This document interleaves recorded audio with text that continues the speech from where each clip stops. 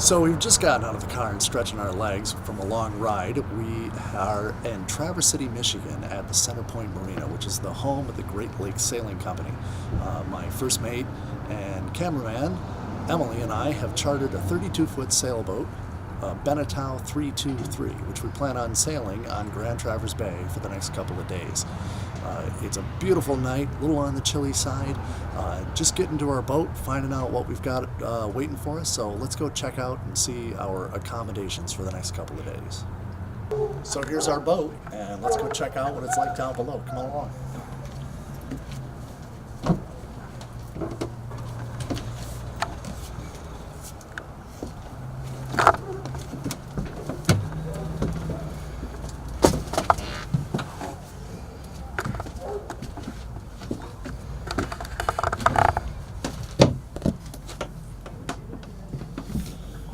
Well, this isn't bad. This is in pretty good shape for a boat of its age. I think it's around a 2001. It's got a lot of room. Big wide beam on it. We've got, let's see, checking it out here. We've got the nav station and control panel over here on the starboard side. Nice, with plenty of room with the table here in the center. Looks like the V berth is full of some of the cockpit cushions and things out there, so we'll get those out and check that out a little bit later. This must be the head over here. Let's see. Take a look here. I don't know if I can get a light on in there. Still figuring out where the headlight. There we go. So we got a head, a built-in shower if we need it. A little handheld there. And lastly, going to the aft, we've got our sleeping quarters. So get the cushions and the mattress, or the blankets and pillows out. We'll make that up really nice, and we'll have a comfy stay. The Great Lakes Sailing Company does a nice job welcoming you for a late arrival after hours when you have booked the optional sleep aboard night before your charter begins. A sign with your name greets you on the bow pulpit, and the cabin lights are left on so you can find your way down below. Emily and I loaded up our gear and made the aft cabin so we could get an early start on our big day ahead.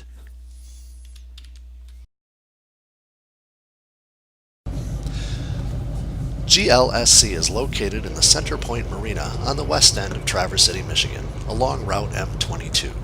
It's an attractive, well-kept marina with nice shore facilities and a small chandlery. We have woken to a gorgeous day for sailing with clear blue skies and a moderate easterly of about 10 knots.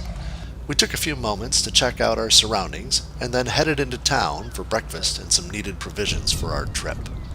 Traverse City has all the restaurants and stores we could possibly need, and we completed our mission well before our scheduled boat briefing at 10 a.m. Right? And what else is down here?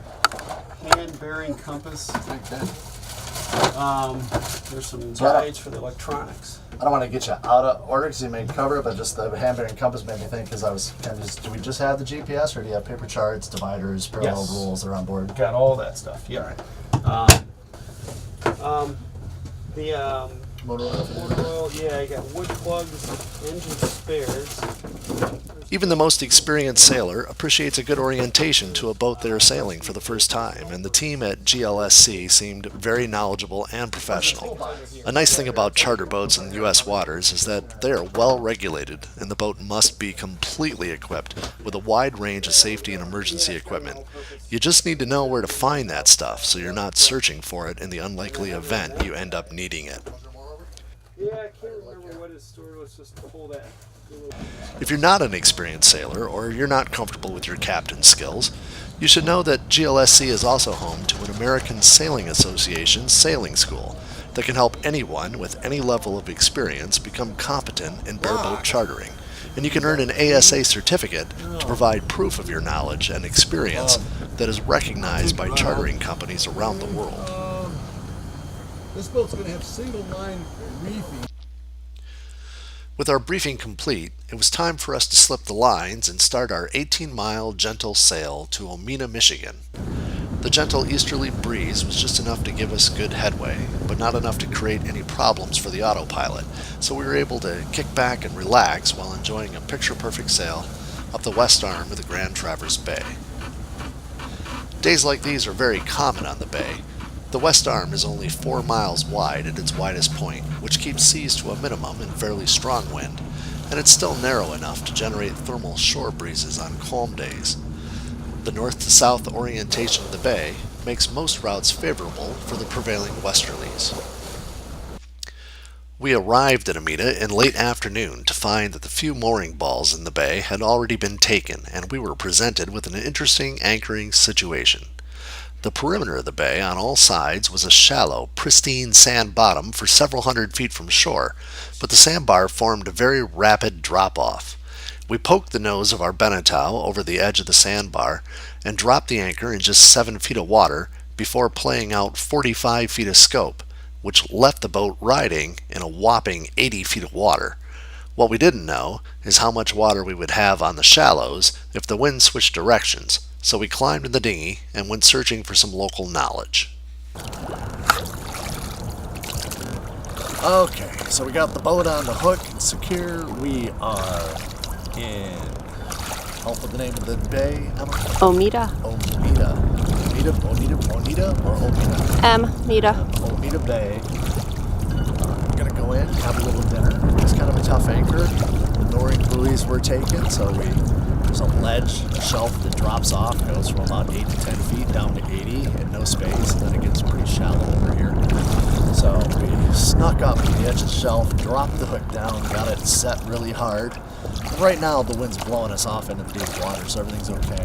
But I'm not sure what the depth is coming in here if we swing 50 feet or so of road that we got out.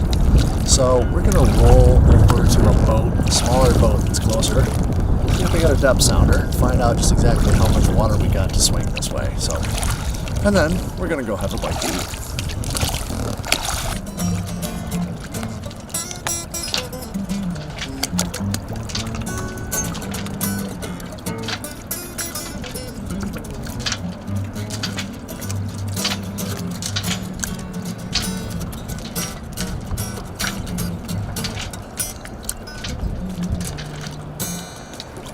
There you go. That was awesome. Stuff. Nice job. Blues, 40 bluegrass. years of work right there. There you go. We're recording our trip for YouTube. Yeah. So, hey, you can help us out though. As a matter of fact, is that we chartered the boat and we don't know the waters really well. Yeah. It obviously gets shallow here in a hurry. So what we did is I just snuck up to that shelf and I dropped the anchor on the edge of the hook. But if I swing this way, do you have a depth sounder on board? Do you know how much water you're sitting in? I do. You're sitting about what? 6.5 feet. 6.5. Yeah, that's perfect. So if I drop 5 and I'm on 50 feet of road, I should be able to swing in just fine and clear, right? And I'll swing the other way. I mean, I think you're fine. But With Godspeed, that's the name of our boat by the way, safely anchored, we continued ashore to the unincorporated village of Omita, which is part of Leelanau Township. There's a small country general store for any provisions you may have forgotten, as well as the Tamarack Art Gallery, the Leelanau Wine Tasting Cellars, and our destination for the evening, the Not Just a Bar restaurant. The restaurant was quite busy, as it's a popular dining location for many people in the northern Leelanau Peninsula, so we found a spot at the bar to have a drink while we waited for our table. We could see Godspeed swinging gently on the hook directly in front of us. One of my favorite things while cruising are the occasional times you can have a great meal and drinks while watching your boat at anchor and knowing your bed is just a short dinghy ride from the restaurant.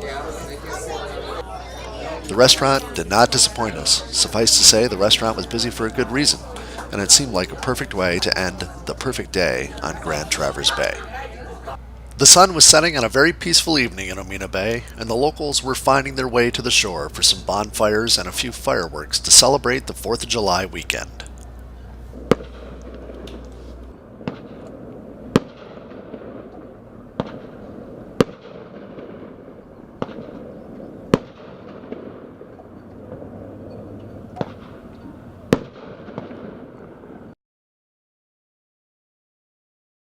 Peaceful sunrises and sunsets are a daily reward for cruising sailors. This morning was no different.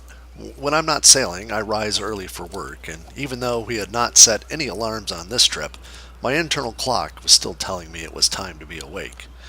Emily was managing to ignore this instinct and was still getting some shut-eye, so there was nothing for me to do other than sit back and enjoy the show.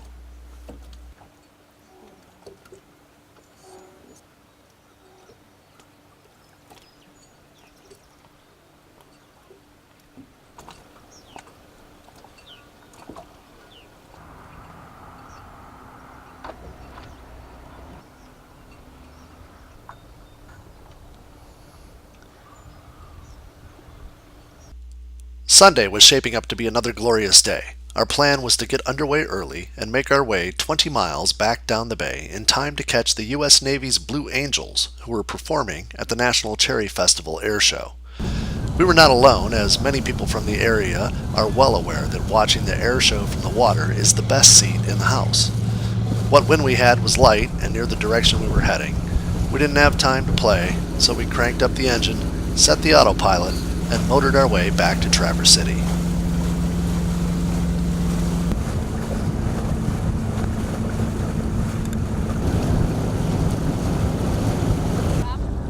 We arrived at the airshow at the perfect time to give us a few minutes to find a spot amongst the other boats, and for Emily to take a quick dip before the Blue Angels came storming down the bay.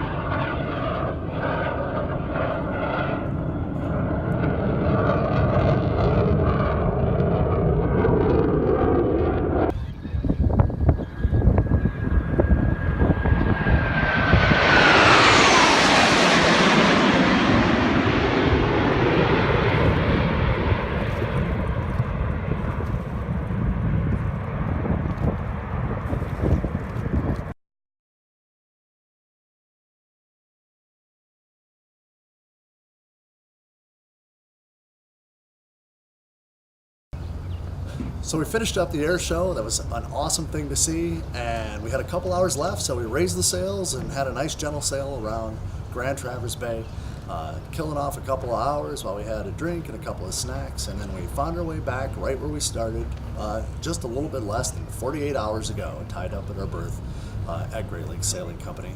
What a great time on Grand Traverse Bay. Beneteau makes a wonderful boat. We thoroughly enjoyed sailing Godspeed.